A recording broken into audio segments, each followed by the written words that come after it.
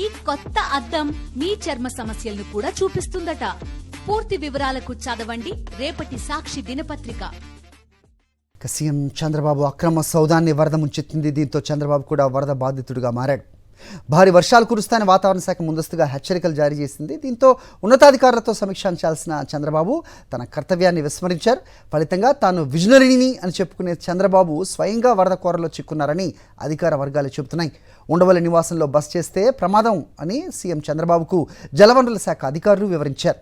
దీంతో ఆదివారం రాత్రికి విజయవాడలోని ఎన్టీఆర్ జిల్లా కలెక్టర్ కార్యాలయంలో సీఎం చంద్రబాబు బస్ చేశారు. విజయవాడ నగరానికి లక్షలాది మంది ప్రజలకు వరద ముప్పును తప్పించడంలో తన వైఫల్యాన్ని కప్పిపుచ్చుకునేందుకే విజయవాడలో ఎన్టీఆర్ జిల్లా కలెక్టర్ కార్యాలయం నుంచే సహాయక చర్యలను పర్యవేక్షిస్తానని ముఖ్యమంత్రి చంద్రబాబు ప్రకటించారనే విమర్శలు వ్యక్తమవుతున్నాయి.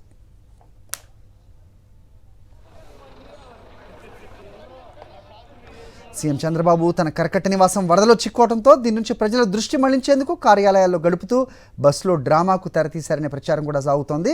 సీఎం నివాసాన్ని వరద నుంచి కాపాడేందుకు దాదాపు 25 ట్రక్కుల ఇసుకను తరలించిన లాభం లేకపోవడంతో అధికారులు చేతులెత్తేశారు. మోటార్లతో నీటిని తోడాల్సి వచ్చిందంటే సీఎం ఇంట్లో పరిస్థితి ఎలా ఉందో ఊహించవచ్చు.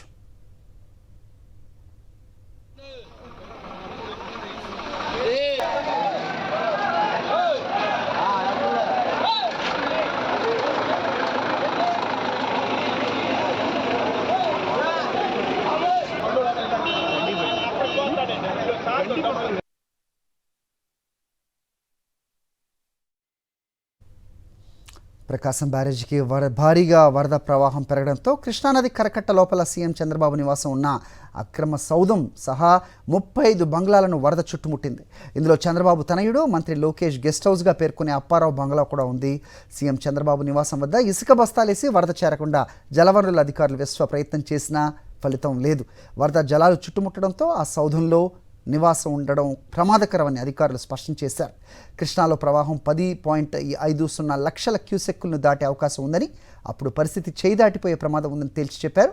దాంతో విధిలేని పరిస్థితుల్లో ఆదివారం రాత్రి విజయవాడలోని ఎన్టీఆర్ జిల్లా కలెక్టర్ కార్యాలయానికి సీఎం చంద్రబాబు తన మకాం మార్చారు.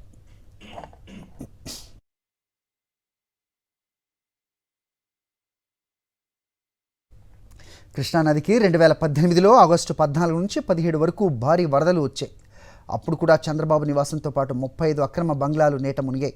2020, 21, 22లో కూడా ఇదే జరిగింది. కానీ ఇప్పుడు చంద్రబాబే అధికారంలో ఉన్నారు.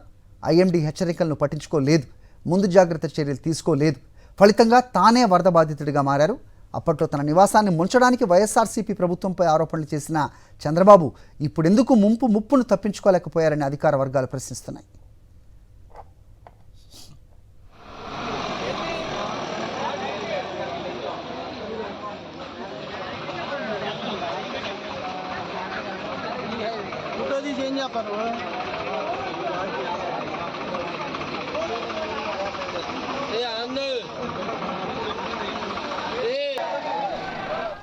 విజయవాడలోని సింగ్ నగర్ తదితర ప్రాంతాలన్నీ వెలవెల్లాడుతుంటే అధికార యంత్రాంగం సీఎం చంద్రబాబు చుట్టూ తిరక్క తప్పని పరిస్థితి ఏర్పడింది.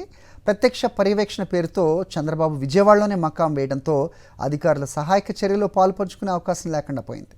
ఉన్నతాధికారులతో వరుస సమీక్షలు, మీడియా సమావేశాలతో చంద్రబాబు హడావిడి చేస్తున్నారు. ప్రభావిత ప్రాంతాల్లో వరద ప్రభావిత ప్రాంతాల్లో దారుణమైన పరిస్థితులు నెలకొన్నాయి.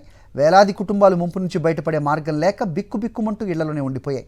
ఎటు చూసినా నీరే కనిపిస్తుండటంతో వరద బాధితులు ఇళ్లలోనే ఉండిపోయారు. కనీసం ముంపులో చిక్కుపోయిన ప్రజలకు మంచినీళ్లు, ఆహారం అందించే ఏర్పాట్లు కూడా సరిగా చేయలేదు.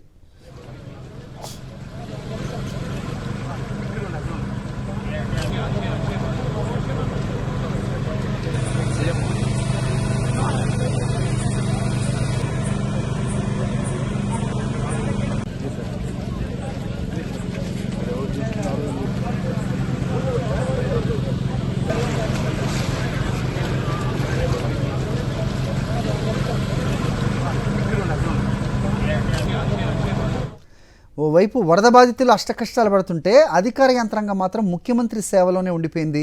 కలెక్టర్ నుంచి అన్ని స్థాయిల అధికారులు ఆయన చుట్టూతే ఉండాల్సిన పరిస్థితి. కంట్రోల్ రూమ్కు ఫోన్లు చేస్తున్నా సరైన స్పందన ఉండటం లేదని బాధితులు వాపోతున్నారు. శనివారం సాయంత్రం నుంచి విజయవాడలోని ఎన్టీఆర్ జిల్లా కలెక్టరేట్లోనే మకాం వేసిన చంద్రబాబు 4-5 సమీక్షలతో అధికారులను ఉక్కిరిబిక్కిరి చేశారు. 2 సార్లు మీడియా సమావేశాలు నిర్వహించారు. ఈ హడావిడి తప్ప బాధితులను బయటకు తెచ్చే ప్రయత్నాలు చేయటం లేదు.